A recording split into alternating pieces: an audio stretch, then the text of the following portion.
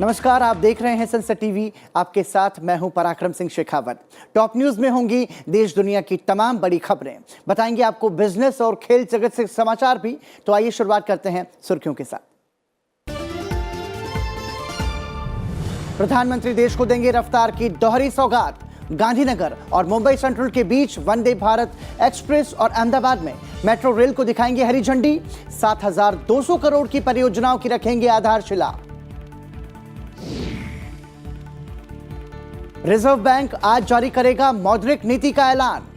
2 दिन चली बैठक में महंगाई, विकास दर समेत कई मुद्दों पर हुई चर्चा। बढ़ाया जा सकता है रेपो रेट। नए सीडीएस जनरल अनिल चौहान आज संभालेंगे पद। रक्षा विभाग के सचिव के रूप में भी करेंगे काम। आतंक विरोधी अभियानों का है जबरदस्त अनुभव। जनरल विपिन रावत के बाद होंगे दूसरे चीफ ऑफ डिफेंस स्टाफ। राष्ट्रपति पुतिन का बड़ा कदम। यूक्रेन के खेरासन और जापोरिजिया क्षेत्रों को किया स्वतंत्र घोषित। रूस ने कराया था जनमत संग्रह। अमेरिका ने रूस पर लगाया भूमि हड़पने का आरोप। 68वां राष्ट्रीय फिल्म पुरस्कार समारोह आज। राष्ट्रपति द्रौपदी मुर्मू करेंगी सम्मानित। आशा पारेख को दादा साहब फाल्के, सोराराय पोट्रू सर्वश्रेष्ठ फीचर फिल्म और मनोज मुंतशिर को बेस्ट लिरिक्स का अवार्ड। और अब खबरें विस्तार से।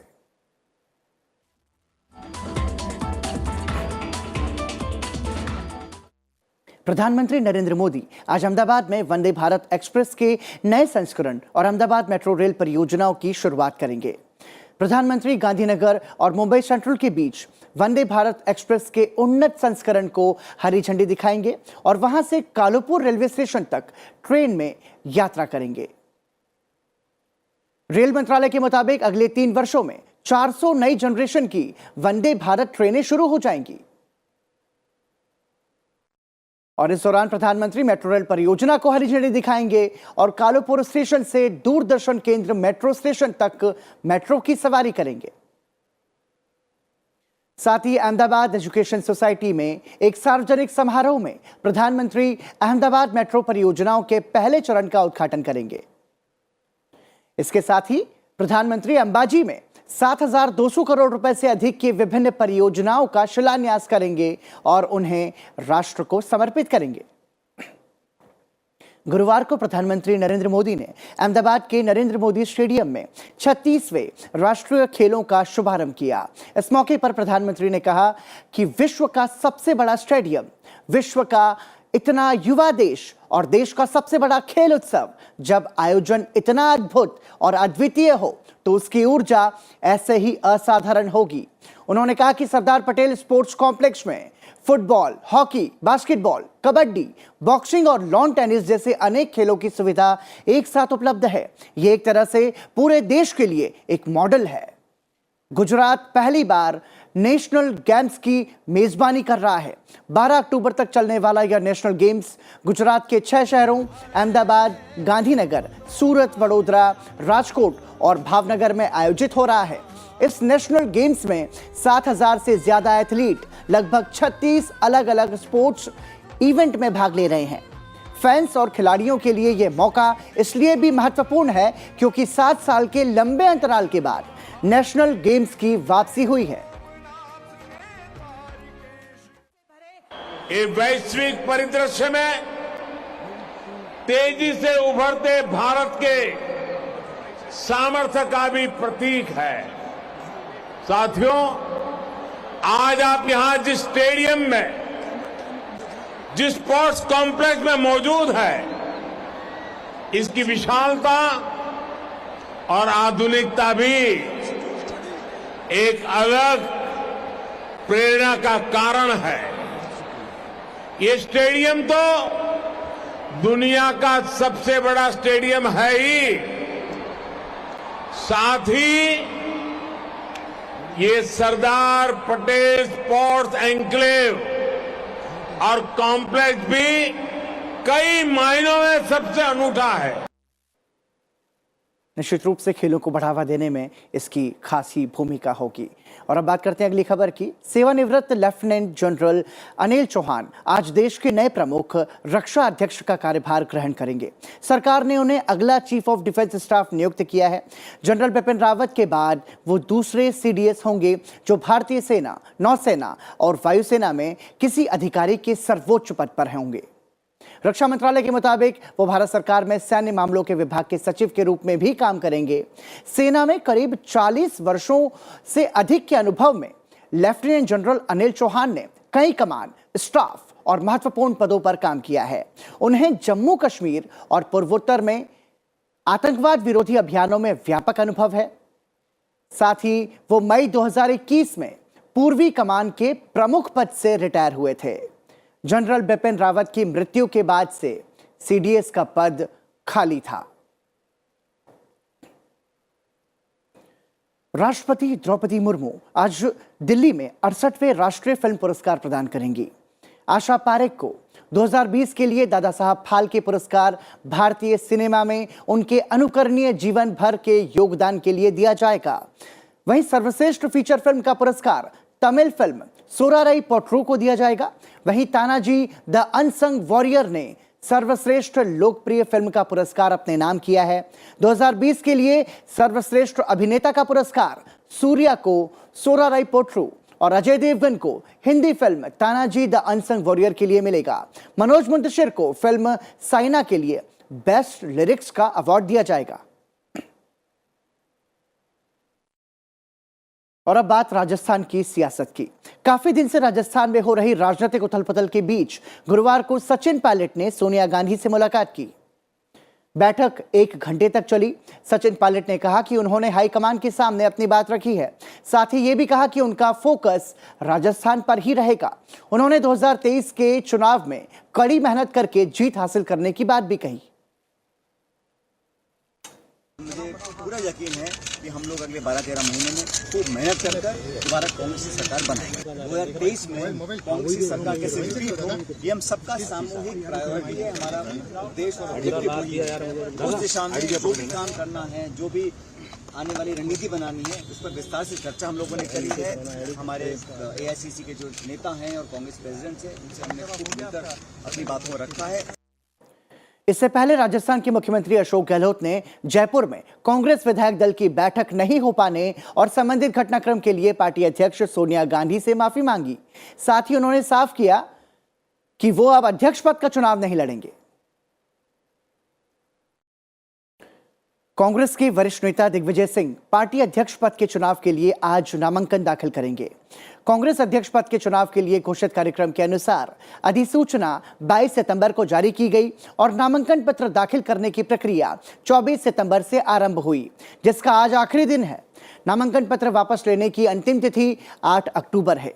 एक से अधिक उम्मीदवार होने पर 17 अक्टूबर को मतदान होगा और परिणाम 19 अक्टूबर को घोषित किए जाएंगे।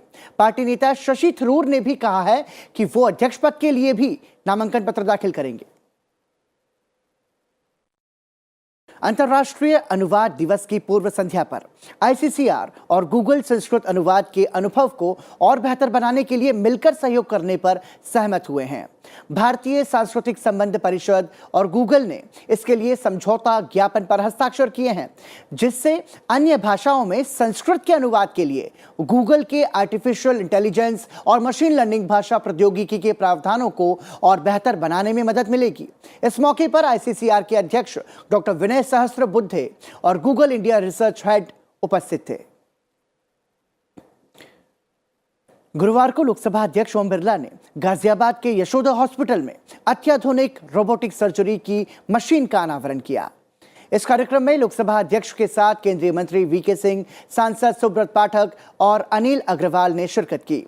समारोह को संबोधित करते हुए लोकसभा अध्यक्ष ने कहा कि देश में चिकित्सा सेवाओं के आधुनिकीकरण और हमारे देश में चिकित्सकों की गुणवत्ता के कारण भारत विश्व में उपचार का लोकप्रिय स्थान बन रहा है। उन्होंने कहा कि जिस विज्ञान के साथ हम चिकित्सा के क्षेत्र में आगे बढ़ रहे हैं, उसमें यह रोबोटिक सर्जरी तकनीक पूरे प्रदेश के लोगों को लाभान्वित करेगी।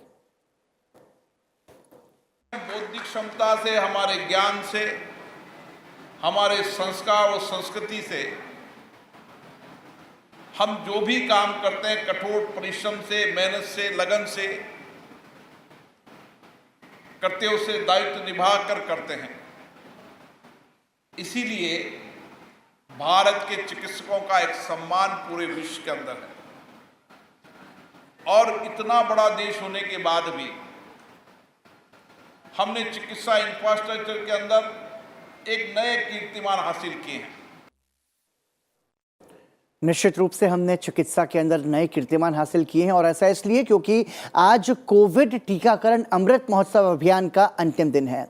राष्ट्रव्यापी कोविड टीकाकरण अभियान के तहत एहतियाती टीकों के लिए इस साल 15 जुलाई के 75 दिन का अभियान 15 जुलाई से शुरू किया गया था। स्वास्थ्य मंत्रालय ने पात्र लाभार्थियों से नजदीकी सरकारी टीकाकरण केंद्रों पर जाकर मुफ्त एहतियाती टीके लगवाने की अपील की है। अभियान के अंतर्गत सभी सरकारी कोविड टीकाकरण केंद्रों पर 18 वर्ष और उससे अधिक आयु वर्ग के लोगों के लिए निःशुल्क एहतियाती टीके लगाए जा रहे हैं। अब तक 20 करोड़ 88 लाख एहतियाती टीके लगाए जा चुके हैं। इसी के साथ फिलहाल रुक रहे हैं एक छोटे से ब्रेक के लिए। ब्रेक के बाद आपको बताएंगे अंतर्राष्ट्रीय जगत की बड़ी खबरें और साथ ही खेल समाचार भी। बने रहिए हमारे साथ।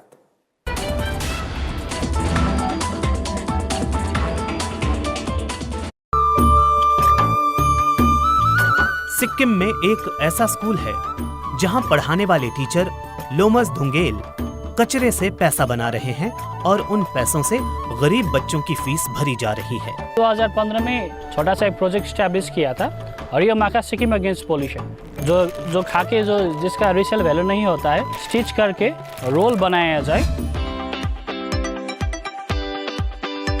Since 17 years we are looking after the children here, and almost 400 plus children are gone from this institution, and we give them food, education, shelter, clothes, medical aid.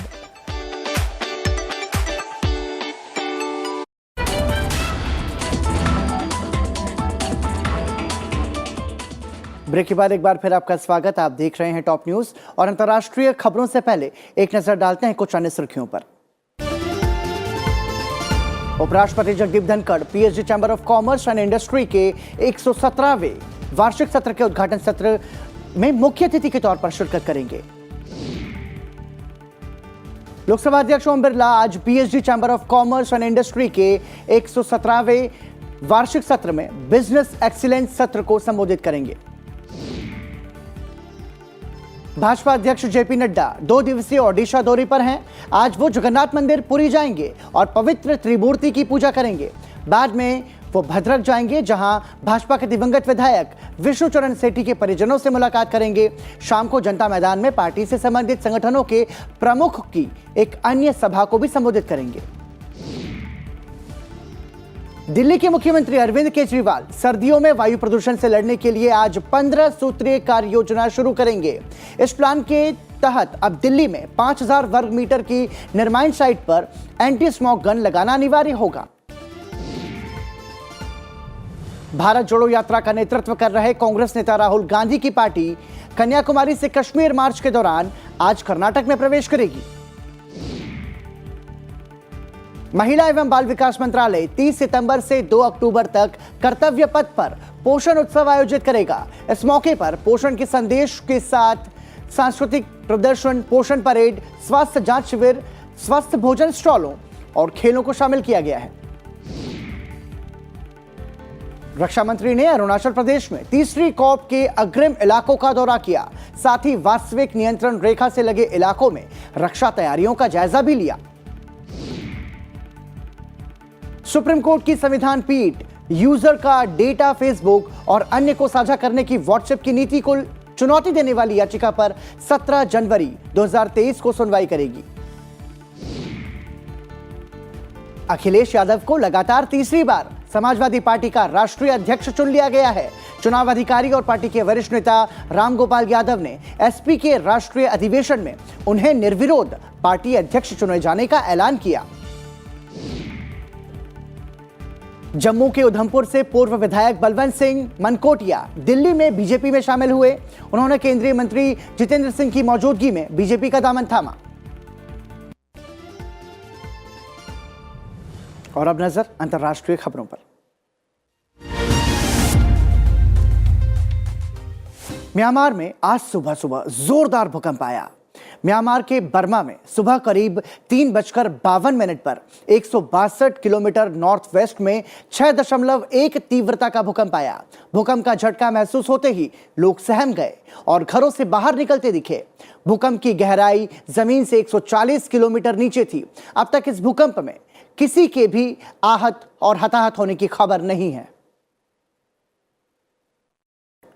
रूसी राष्ट्रपति व्लादिमीर पुतिन ने 2 और यूक्रेनी क्षेत्रों की स्वतंत्रता को मान्यता दी है, जो रूस के जरिए उनके विलय का अग्रदूत है। पुतिन ने आज सुबह खेरसान और जापोरिजिया क्षेत्रों की स्वतंत्रता को मान्यता देते हुए फरमान जारी किया। उन्होंने फरवरी में लुहांस्क और डोनेट्स्क और इससे पहले क्रीमिया के लिए इसी तरह के कदम उठाए थे। यूक्रेन के और अधिक हिस्से पर कब्जा करने की रूस की योजना 7 महीने के युद्ध का एक विस्तार है। वहीं अमेरिकी विदेश मंत्री ब्लिंकन ने रूस पर यूक्रेन में भूमि हड़पने के लिए जनमत संग्रह का आरोप लगाया। उन्होंने यूक्रेन को अतिरिक्त सैन्य, राजनीतिक और आर्थिक समर्थन देने की बात कही। यूक्रेन के राष्ट्रपति वोलोदिमीर ज़ेलेंस्की आज एक आपातकालीन शीर्ष स्तरीय बैठक करेंगे। बैठक में 4 यूक्रेनी क्षेत्रों को जोड़ने की रूसी योजनाओं के मद्देनजर मौलिक निर्णय लिए जाएंगे। चक्रवाती तूफान इयान ने अमेरिका के फ्लोरिडा प्रांत में बाढ़ और बिजली संकट पैदा कर दिया है। स्टॉक द्वीप के पास 2 से 7 मीटर ऊंची तेज लहरों में एक नाव डूबने से 23 लोग लापता हैं। फ्लोरिडा में अस्पताल पूरी तरह से जलमग्न है। 240 किलोमीटर प्रति घंटे की गति से तूफान फ्लोरिडा तट से टकराया। तभी से मूसलाधार बारिश जारी है। कई क्षेत्रों में बाढ़ की स्थिति पैदा हो गई है। प्रांत के दक्षिण पश्चिमी तट पर श्रेणी 4 के इस विनाशकारी तूफान के चलते सड़कें जलमग्न हैं और प्राय द्वीप में बाढ़ जैसे हालात बन गए हैं। जॉर्जिया और दक्षिण कैरोलिना में हालात खराब हैं। इससे फोर्ट मायर्स शहर सर्वाधिक प्रभावित हुआ है। यहां खतरा देखते हुए तकरीबन 8.5 लाख घरों की बिजली आपूर्ति रोक दी गई है। करीब 20 लाख लोग बुरी तरह से प्रभावित हैं। सेंट्रल टेक्सास के रिहायशी इलाकों में 5 लोगों की गोली मारकर हत्या कर दी गई। घटना वाको से करीब 20 मील दूर यानी कि करीब 32 किलोमीटर दक्षिण पश्चिम में मैकग्रेगनगर में गुरुवार को हुई। खबरों के मुताबिक एक हथियारबंद व्यक्ति ने घटनास्थल पर पहुंचे पुलिस अधिकारियों को गोली मार दी। हालांकि पुलिस ने जवाबी फायरिंग की, लेकिन अज्ञात हमलावरों को काफी मशक्कत के बाद जिंदा पकड़ लिया गया। अमेरिका के सीनेट ने एक अल्पकालिक खर्च विधेयक पारित किया, जो चालू वित्त वर्ष की शुक्रवार की आधी रात को समाप्त होने पर आंशिक रूप से सरकारी सहूलियतों को रोक देगा। इस बिल के जरिए संघीय सरकार को 16 दिसंबर तक के लिए बजट मिल गया है। वहीं इसके जरिए 2023 वित्तीय वर्ष के लिए खर्च के स्तर को निर्धारित करने वाले कानून पर सहमति बनाने के लिए सांसदों को सोचने का और अधिक समय मिल गया है। आपको बता दें कि यह विधेयक 72-25 के मत से पारित हुआ।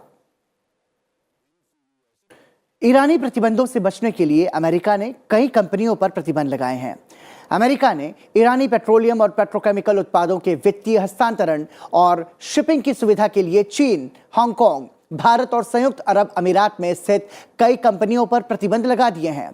अमेरिका के विदेश मंत्री एंटनी ब्लिंकन ने कहा कि ईरान के पेट्रोलियम और पेट्रोकेमिकल्स उत्पाद की बिक्री पर प्रतिबंधों से बचने के लिए प्रयासों को बाधित करने के लिए अमेरिका आगे की कार्रवाई कर रहा है।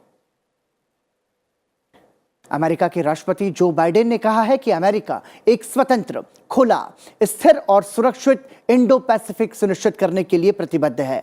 अमेरिकी राष्ट्रपति ने कहा कि आने वाले वर्षों में इंडो पैसिफिक दुनिया के इतिहास का एक बड़ा हिस्सा रणनीतिक रूप से महत्वपूर्ण क्षेत्र में लिखा जाएगा। आपको बता दें कि राष्ट्रपति बाइडेन ने भारत प्रशांत क्षेत्र को सुरक्षित बनाने और इन द्वीपों रक्षा को चीन के बढ़ते प्रभाव से रोकने के लिए आयोजित पहली शिखर बैठक में वॉशिंगटन में 1 दर्जन प्रशांत द्वीप देशों के अतिथि नेताओं को संबोधित किया। Security in the Pacific and for the Pacific Islanders remains as critical as ever to us, and I hope to you as well. To secure the security of America, quite frankly, and the world depends on your security and the security of the Pacific Islands, and I really mean that. NASA के अंतरिक्ष यान ने बृहस्पति के चंद्रमा Europa की परिक्रमा की। अंतरिक्ष यान यूनो गुरुवार को यूरोपा के 357 किलोमीटर के अंदर पहुंच गया। माना जाता है कि इसकी मोटी जमी हुई परत के नीचे एक महासागर बह रहा है, जिससे पानी के नीचे जीवन की संभावना बढ़ रही है। वैज्ञानिकों को उम्मीद है कि वो भाग्यशाली होंगे और पृथ्वी के चंद्रमा के आकार के करीब यूरोपा की सतह से मिलने वाली तस्वीरों का निरीक्षण करेंगे। और अंतर्राष्ट्रीय खबरों के बाद आइए अब नजर डालते हैं आर्थिक जगत से जुड़ी बड़ी खबरों पर।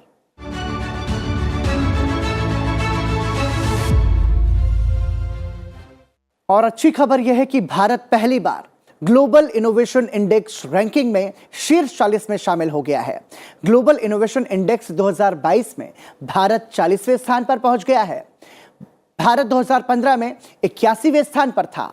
प्रधानमंत्री नरेंद्र मोदी ने कहा कि देश नवाचार के मामले में आगे बढ़ने के लिए तैयार है। ट्विटर के जरिए प्रधानमंत्री ने कहा कि नवाचार पूरे भारत में चर्चा का विषय है। हमें अपने इनोवेटर्स पर गर्व है। हम एक लंबा सफर तय कर चुके हैं और नई ऊंचाइयों को छूना चाहते हैं। वहीं भारतीय रिजर्व बैंक की मौद्रिक नीति समिति की बैठक के तीसरे दिन आज गवर्नर शक्तिकांत दास समिति के फैसलों पर वक्तव्य जारी करेंगे। 3 दिवसीय बैठक की अध्यक्षता रिजर्व बैंक के गवर्नर शक्तिकांत दास कर रहे हैं। समिति ब्याज दरें तय करने के बारे में आज सुबह 10 बजे घोषणा करेगी। हाल ही में अमेरिकी फेडरल रिजर्व बैंक सहित अन्य प्रमुख बैंकों ने अपनी ब्याज दरों में वृद्धि की थी। इसे देखते हुए भारतीय रिजर्व बैंक भी मुद्रास्फीति पर नियंत्रण पाने के लिए चौथी बार ब्याज दरों में बढ़ोतरी करने का निर्णय ले सकता है, जिसके बाद रेपो दर 3 साल के उच्चतम स्तर 5.9% होने का अनुमान है। वहीं प्रवर्तन निदेशालय ने वेबसाइट के माध्यम से अवैध ऑनलाइन विदेशी मुद्रा व्यापार के मामले में बड़ी कार्रवाई की है। ईडी ने ऑक्टाफैक्स और उससे जुड़े संस्थाओं के 21.14 करोड़ रुपए जब्त किए हैं। वहीं दूसरी ओर चीन से नियंत्रित 9 कंपनियों के खातों में पड़ी 9.82 करोड़ रुपए की राशि भी जब्त कर ली है। प्रवर्तन निदेशालय ने गुरुवार को एक बयान जारी करते हुए बताया कि ईडी ने विदेशी मुद्रा प्रबंधन अधिनियम यानी फेमा के तहत यह कार्रवाई की है। केंद्रीय जांच एजेंसी ने HPZ ऐप आधारित टोकन और इसी तरह के दूसरे ऐप के दुरुपयोग से संबंधित मामले में यह कार्रवाई की है। और अब बात खेल जगत से आने वाली बड़ी खबरों की।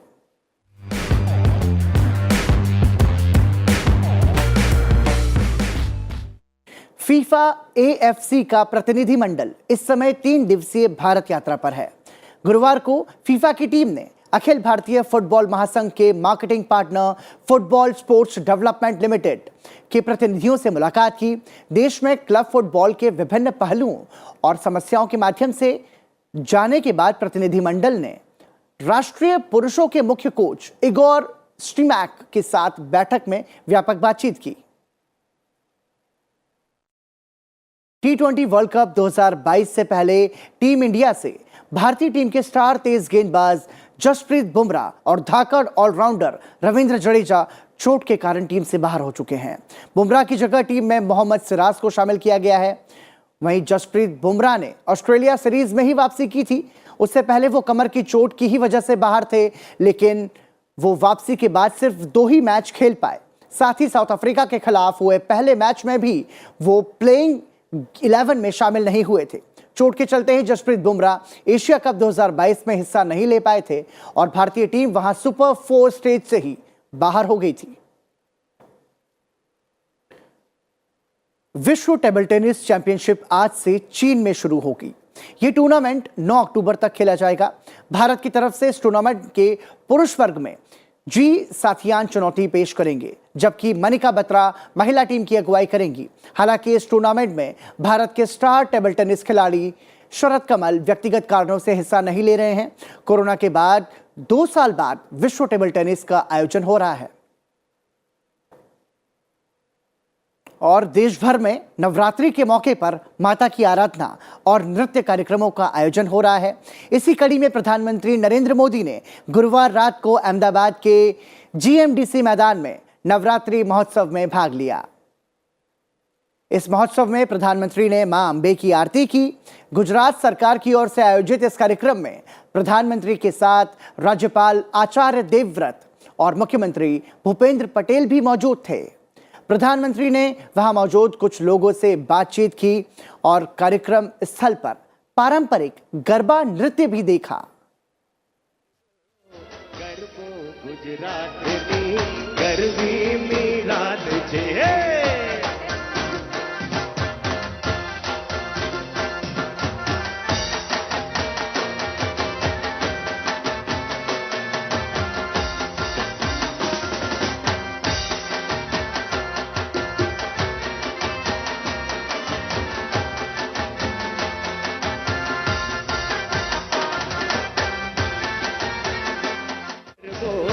और ये खूबसूरत भारतीय संस्कृति ही है कि हमारा देश त्योहारों का देश है और उसकी झलक हमें अलग अलग राज्यों से बहुत सुंदर देखने को मिलती है। इसी के साथ टॉप न्यूज़ में आज के लिए इतना ही, लेकिन आपको छोड़े जाते हैं आज के दिन यानी कि 30 सितंबर के इतिहास के साथ। आप देखते रहिए संसद टीवी। मुझे दीजिए इजाजत। नमस्कार। 30 सितंबर साल 1993 को महाराष्ट्र के लातूर में 6.4 तीव्रता का विनाशकारी भूकंप आया। यह भूकंप इतना शक्तिशाली था कि लगभग पूरा लातूर ही उजड़ गया। 40 सेकंड तक आए भूकंप के झटकों में 10,500 से ज्यादा लोगों ने अपनी जान गंवाई। इस भूकंप में 10,000 से ज्यादा लोग घायल हुए थे। इस भयानक त्रासदी के बाद पूरा विश्व भारत के साथ खड़ा था। विश्व बैंक, एशियन डेवलपमेंट बैंक और कई देशी विदेशी एजेंसियों ने राहत और बचाव कार्य के लिए आगे बढ़कर सहयोग किया। 30 सितंबर साल 2017 से अंतर्राष्ट्रीय अनुवाद दिवस मनाने की शुरुआत हुई। अंतर्राष्ट्रीय अनुवाद दिवस भाषा पेशेवरों को याद करने का एक मौका है जो राष्ट्रों को एक साथ लाने, संवाद, समझ और सहयोग को सुविधाजनक बनाने में महत्वपूर्ण भूमिका निभाते हैं। यह दिन अनुवाद के विकास में योगदान के साथ विश्व शांति और सुरक्षा को मजबूत करने के लिए भी अहम है। मई 2017 में संयुक्त राष्ट्र महासभा ने अनुवाद के विकास को बढ़ावा देने में भाषा पेशेवरों की भूमिका को चिन्हित करने के लिए इस दिन को मनाने की घोषणा की। आज के दिन को चुनने की वजह यह है कि 30 सितंबर को बाइबल अनुवादक सेंट जेरोम की स्मृति के रूप में मनाया जाता है, जिन्हें अनुवादकों का संरक्षक संत माना जाता है।